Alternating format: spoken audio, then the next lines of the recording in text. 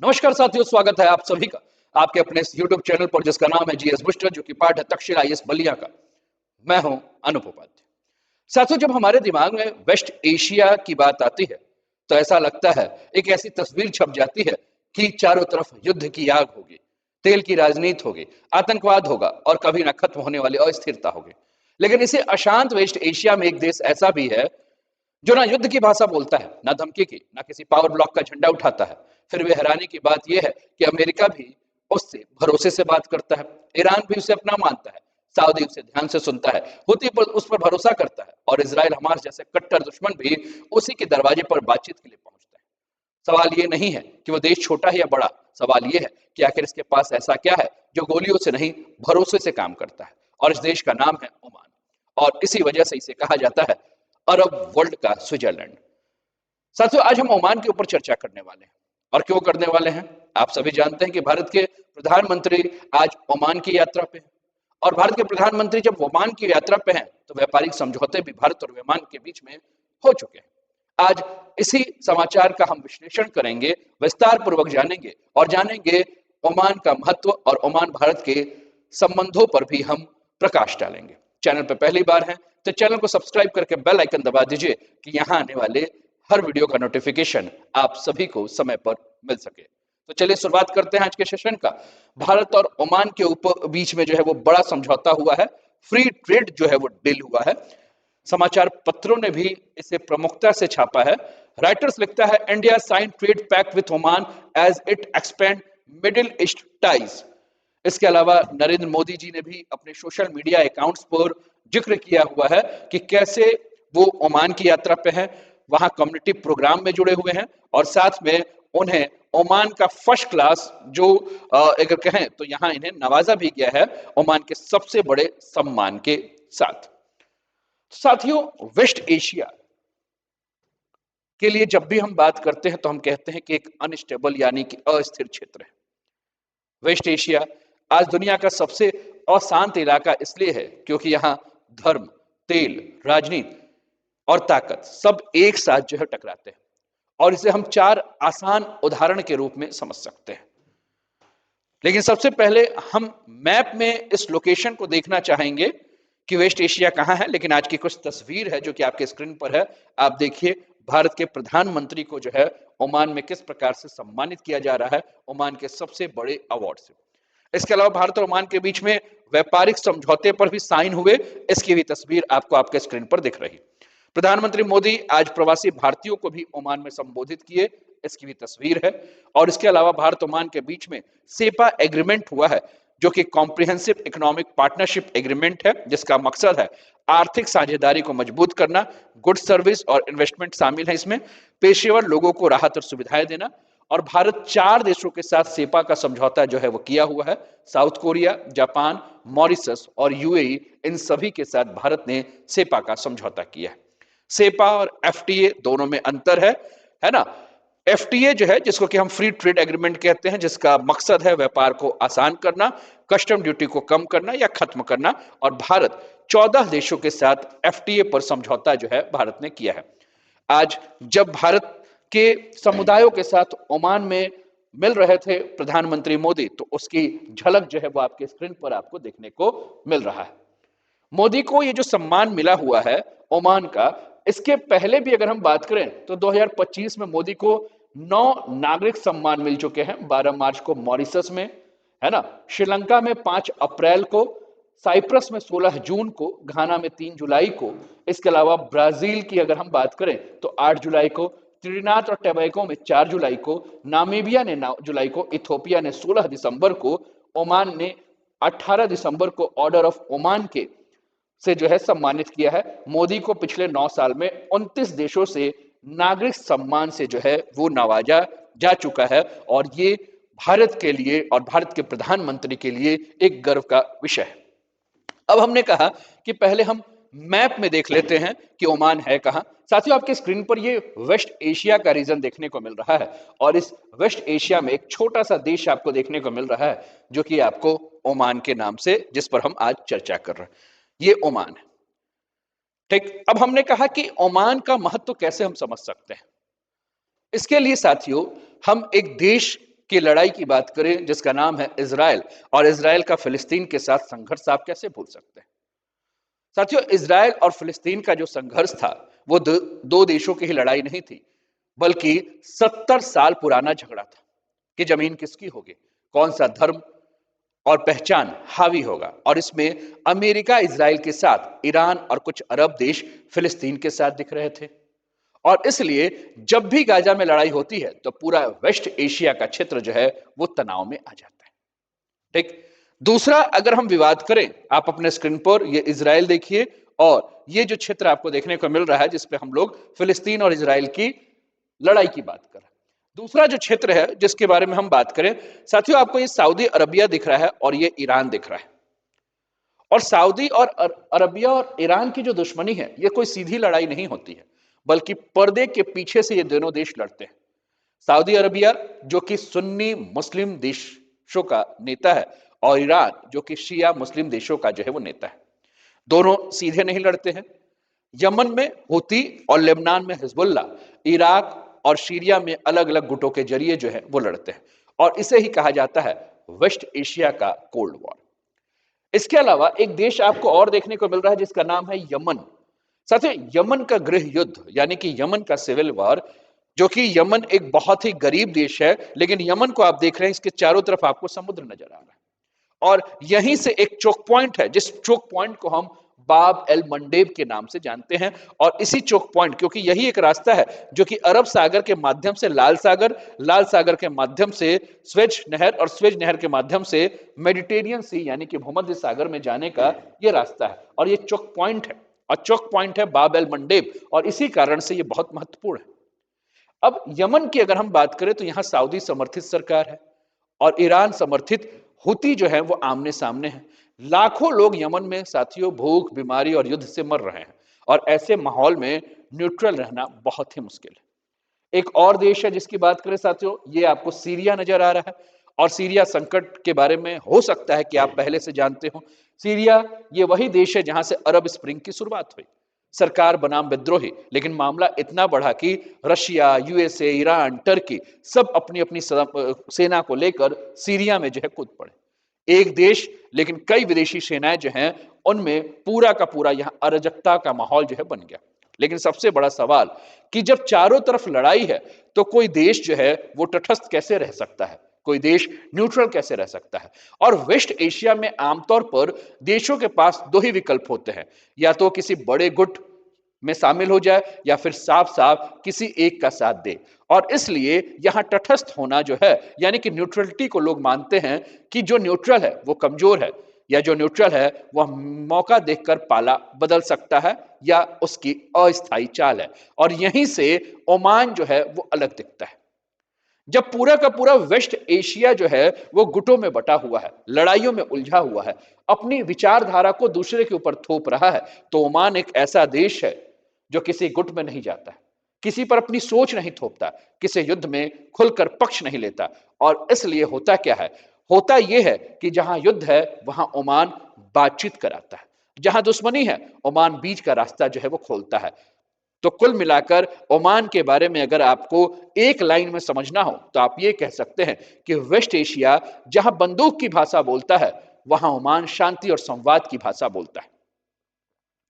साथियों, ओमान के भौगोलिक स्थिति को अगर आप देखें तो ओमान को समझने के लिए हमें दो बातों की सबसे ज्यादा आवश्यकता है। सबसे पहला क्या, ओमान का लोकेशन, और दूसरा ओमान की पॉलिसी यानी कि उसकी सोच, उसकी नीति। ओमान का लोकेशन आप देख ही रहे हैं साथियों, ये आपको ओमान देखने को मिल रहा है, और ओमान जो है यहां आप देख रहे होंगे तो यहां एक संधि है जिसको कि हम स्ट्रेट ऑफ हॉर्मुज के नाम से जानते हैं, यानी कि हॉर्मुज की संधि। और आगे हम बढ़ते हैं, ये आपको ओमान देखने को मिल रहा है, यहां आपको हॉर्मुज की संधि देखने को मिल रही है, यानी कि बिल्कुल ही स्ट्रेट ऑफ हॉर्मुज के पास आपको ओमान देखने को मिलेगा। और ये हॉर्मुज का जो रास्ता है, यह रास्ता दोस्तों ये दुनिया का सबसे अहम समुद्री रास्ता है। दुनिया का लगभग 20% तेल जो है वो इसी रास्ते से जाता है। अगर ये रास्ता बंद हो जाए तो तेल महंगा हो जाएगा, बाजार हिल जाएगा, पूरी दुनिया जो है प्रभावित हो जाएगी। मतलब ओमान के पास पूरी दुनिया पर दबाव बनाने की एक बहुत बड़ी ताकत है। लेकिन क्या ओमान पूरी दुनिया पर इस रास्ते के माध्यम से दबाव बनाता है? साथियों, ओमान ने कभी भी इस रास्ते को बंद करने की धमकी नहीं दी, कभी भी।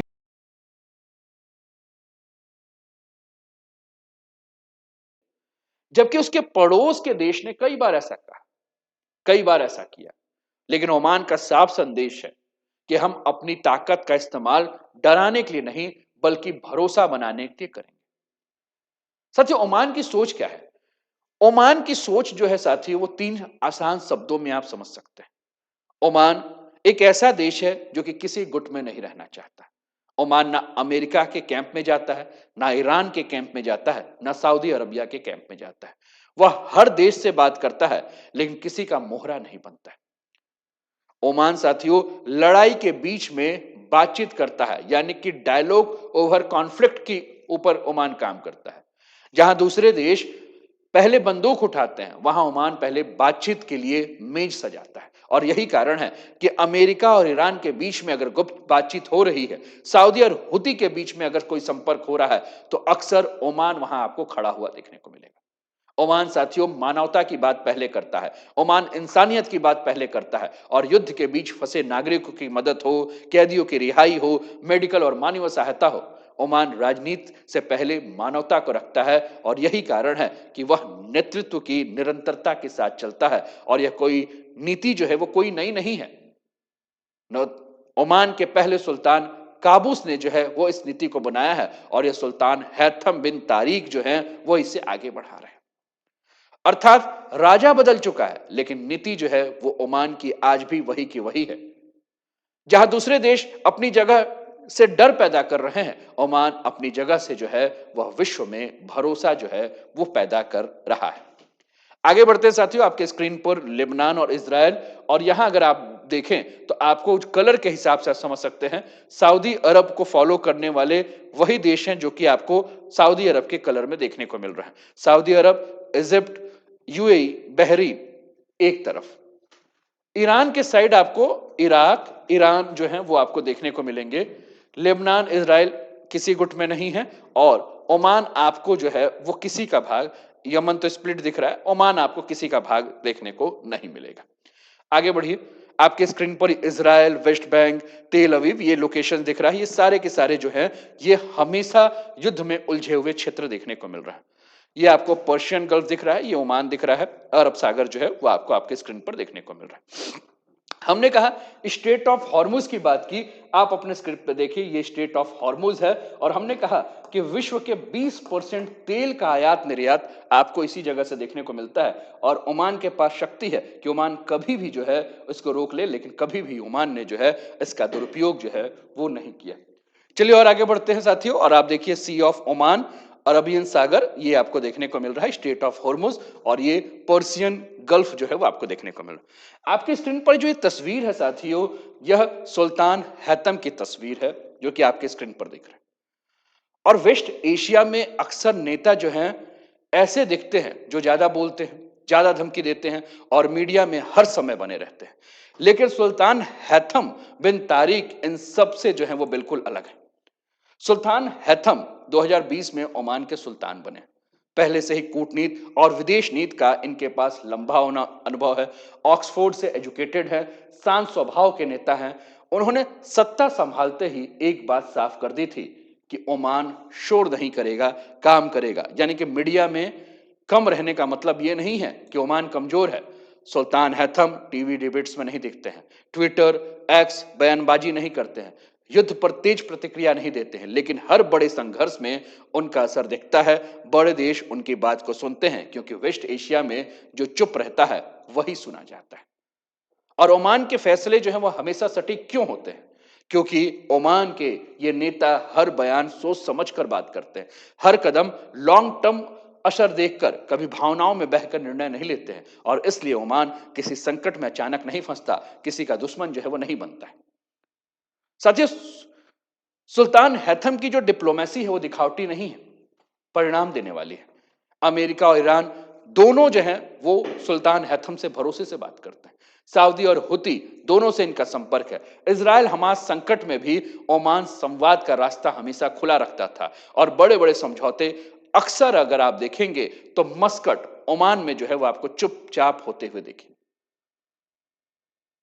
इसका अर्थ यह है कि सुल्तान हैथम जानते हैं कि वेस्ट एशिया में आवाज ऊंची करने वाला जल्दी निशाना बनता है, धमकी देने वाला भरोसा खो देता है, लेकिन भरोसा दिलाने वाला लंबे समय तक टिकता है। और इसलिए उनकी नीति है speak less, listen more, act quietly.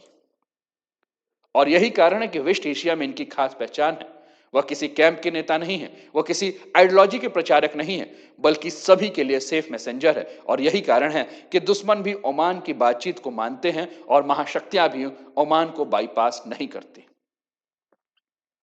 जैसे कि हमने कहा कि अगर हम यमन क्राइसिस के बारे में बात करें, यमन वॉर के बारे में बात करें, यमन में जब युद्ध शुरू हुआ तो एक तरफ सऊदी अरबिया का नेतृत्व वाला गठबंधन था और दूसरी तरफ हूती विद्रोही थे जिनका झुकाव ईरान की तरफ था। और यह युद्ध कई साल तक चला, हजारों लोग मारे गए, लाखों लोग भूख, बीमारी और बमबारी के शिकार हुए। और इसी दुनिया का सबसे बड़ा मानवता का क्राइसिस जो है इसे कहा गया। हालात इतने खराब थे कि बच्चे भूख से मर रहे थे, अस्पताल टूट चुके थे, आम लोग फंस गए थे, ना भाग सकते थे ना लड़ सकते थे। और ऐसे माहौल में ज्यादातर देश किसी ना किसी के पक्ष में साथ दे रहे थे या हथियार भेज रहे थे। ओमान ने क्या किया? यही ओमान ने अपनी पहचान अलग बनाई। वो ना सऊदी कैंप में गया ना हूतीस के खिलाफ खड़ा हुआ, उसने सीधा फैसला किया, हम मारने नहीं, हम बचाने आए। और 25,000 यमन के लोगों को ओमान ने जो है वो शरण दिया, चाहे वो घायल हो, चाहे बच्चे हो, चाहे आम नागरिक हो। ओमान ने उनका इलाज किया, रहने की जगह दी और बिना राजनीति किए मदद की। यूएन के पीस टॉक को सपोर्ट किया, दोनों पक्षों से संपर्क बनाए रखा, ना डांटा ना धमकाया, ना बस सुना और समझाया। और यही 2023 की मस्कट टॉक, मस्कट डायलॉग जो है वो असली कूटनीति थी, असली राजनीति थी कि 2023 में सऊदी अरबिया और हुती के विद्रोही दोनों मस्कट में बातचीत के लिए तैयार हुए। और सोचिए, जो एक दूसरे को देखकर मरने मारने में उतारू थे वो एक टेबल पर बैठे हुए थे। क्यों? क्योंकि दोनों को ओमान के ऊपर भरोसा था। और यह बातचीत का नतीजा था कि लड़ाई रोकने पर दोनों सहमत हुए, कैदियों की रिहाई की गई, मानवीय मदद का रास्ता खुला। और ये सब बिना सेना भेजे, बिना धमकी दिए, बिना दबाव बनाए। और इसी को कहते हैं भरोसे का समाधान।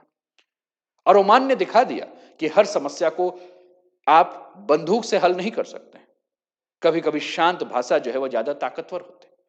केवल हम सीरिया संकट की बात ही क्यों करें, हम अमेरिका ईरान के मुद्दे को लेकर क्यों नहीं बात करें?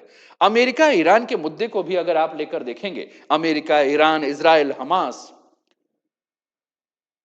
ये सब ऐसे मुद्दे हैं जो कि विश्व की राजनीति में जो है एक बहुत बड़ा नाम रखते हैं। हम बात करेंगे ऐसे मामले में जहां दुनिया के सबसे बड़े खिलाड़ी भी आमने सामने बात नहीं करते थे, लेकिन ओमान उनके बीच में जो है कड़ी बना था। यूएस ईरान की जो लड़ाई है वो आप जानते ही हैं, लेकिन ओमान ने गुप्त बातचीत का रास्ता खोला। ओमान अमेरिका और ईरान को हमेशा एक दूसरे से संधि के लिए बुलाता था। न्यूक्लियर डील हुई, सैंक्शन, प्रिजनर का मामला जो कि बहुत सेंसिटिव था, बहुत हाई स्टेक्स का था। और ओमान का रोल क्या था कि ओमान ने मस्कट में गुप्त बैठक किया, संदेश पास करने का माध्यम बनाया, ट्रस्ट बनाने का एक न्यूट्रल जोन बनाया, ना धमकी दी ना प्रचार दिया, सिर्फ एक ही काम किया, वो था भरोसा और कॉन्फिडेंस। और उसके बाद ईरान यूएस प्रिजनर जो है वो आदान प्रदान हुए। कई कैदी जेल में फंसे थे, सीधे बातचीत करके मामला जो जटिल था उसको सुलझाया गया। ओमान ने दोनों पक्ष को मिलाया, शांत और सुरक्षित तरीके से कैदियों को जो है वो रिहाई दी गई। इजराइल हमास आमतौर पर टेबल पर नहीं बैठते थे, लेकिन सिविलियंस की मदद की, सीज फायर के लिए ओमान ने बैक चैनल के रूप में फैसिलिटेशन दिया, फूड, मेडिकल सप्लाई और इवैक्यूएशन के रास्ते खोले। और यही है मस्कट डिप्लोमेसी जो कि हर जगह दिखा, neutrality, trust building, safe communication. और यहीं से बन गया मस्कट जो कि ओमान की राजधानी है, वो वर्ल्ड का नेगोशिएशन हब। और इसीलिए अरब वर्ल्ड का स्विट्जरलैंड अगर किसी को कहा जाता है तो वो कहा जाता है ओमान को। अरब वर्ल्ड का स्विट्जरलैंड क्यों कहा जाता है? अरब वर्ल्ड का स्विट्जरलैंड, साथियों, अरब वर्ल्ड का स्विट्जरलैंड इसलिए कहा जाता है कि क्योंकि स्विट्जरलैंड की कुछ खास बातें हैं। स्विट्जरलैंड एक तटस्थ देश है, वो किसी भी देश के साथ लड़ाई में नहीं पड़ता, वो एक भरोसेमंद देश है, सभी देश उसका सम्मान करते हैं। वो पीस टॉक को होस्ट करता है, बड़ी-बड़ी शांति और वार्ताएं वहां होती है। मतलब स्विट्जरलैंड की पहचान शांति और भरोसे के रूप में है, वही खास बात ओमान के साथ है। ओमान भी लड़ाई में तटस्थ है, चाहे सऊदी ईरान का मामला हो, इजराइल हमास का मामला हो, यमन का सिविल वार हो, ओमान ने भी किसी का पक्ष नहीं लिया। और यही कारण है कि दुश्मन भी ओमान के ऊपर भरोसा करते हैं। इसलिए ओमान को जो है वो स्विट्जरलैंड ऑफ वेस्ट एशिया कहा जाता है। लेकिन बात यहां हो रही है कि भारत के प्रधानमंत्री ओमान पहुंचे हैं और हमने कहा कि एक बहुत ही व्यापारिक समझौता हुआ, एक बहुत बड़े लेवल का जो है वो भारत और ओमान के बीच में जो है वो समझौता देखने को मिला। साथियों, भारत और ओमान के व्यापार के बारे में अगर हम बात करें 2023-24 में, तो भारत से जो निर्यात हुआ है ओमान को 39.7 हजार करोड़ का हुआ है। ओमान से निर्यात जो भारत को हुआ है वो 40.6 हजार करोड़ का हुआ है। भारत चावल, मशीनरी, विमान के पुर्जे, एल्युमिनियम और ये सारे चाय, कॉफी सब भेजता है। और ओमान कच्चा तेल, ईंधन, यूरिया, केमिकल, प्लास्टिक, सीमेंट और एल्युमिनियम जो है वो भेजता है। भारत ओमान के बीच बहुत अच्छा और बहुत भरोसेमंद रिश्ता है। दोनों देशों का संबंध काफी पुराना है, सदियों पुराना है। व्यापार और समुद्री रास्ते से रिश्ता बहुत ज्यादा मजबूत हुआ है। ओमान का स्ट्रेट ऑफ हॉर्मुज के पास है, जहां से दुनिया का बहुत सारा तेल जाता, हमने कहा। और इंडिया के लिए यह ऊर्जा और मैरीटाइम सिक्योरिटी के लिए बहुत अहम है। और दोनों देश अक्सर आपस में नौसेना का अभ्यास भी करते हैं। और वर्तमान समय में अगर हम बात करें तो ओमान में लगभग 8 लाख से ज्यादा भारतीय समुदाय रह रहा है। दोनों देश सुरक्षा और आतंकवाद को रोकने पर साथ में काम कर रहे हैं। और ओमान इंडिया के लिए मिडिल ईस्ट में एक ट्रस्टेड पार्टनर है। इंडिया के जो भी फेस्टिवल है, जो भी कल्चर है, ओमान में जो है वो बहुत ही उल्लास के साथ जो है वो मनाए जाते हैं। ओमान में भारतीय स्कूल है, मंदिर हैं, कम्युनिटी सेंटर है। यानी कि ओमान इंडिया का मिडिल ईस्ट में भरोसेमंद और मजबूत साथी है, चाहे ट्रेड हो, सिक्योरिटी हो या कल्चर हो। और आज जिस प्रकार से भारत के प्रधानमंत्री को ओमान के सबसे बड़े सम्मान से सम्मानित किया गया है, इस बात की पुष्टि करता है कि भारत और ओमान के संबंध जो हैं वो भविष्य में और भी ज्यादा मजबूत होने वाले हैं। आपको क्या लगता है कि भारत और ओमान का जो संबंध है उसका भविष्य क्या है? आप कमेंट के माध्यम से जरूर बताएं। और कैसा लगा आज का सेशन जरूर बताएं। वीडियो पसंद आया हो साथियों तो लाइक कर दीजिए, कमेंट कर दीजिए, चैनल को शेयर कर दीजिए और सब्सक्राइब भी कर दीजिए। अपना ध्यान रखिए, स्वस्थ रहिए, मस्त रहिए, तंदुरुस्त रहिए, हंसते खेलते मुस्कुराते हुए जीवन का आनंद लीजिए। जय हिंद, जय भारत।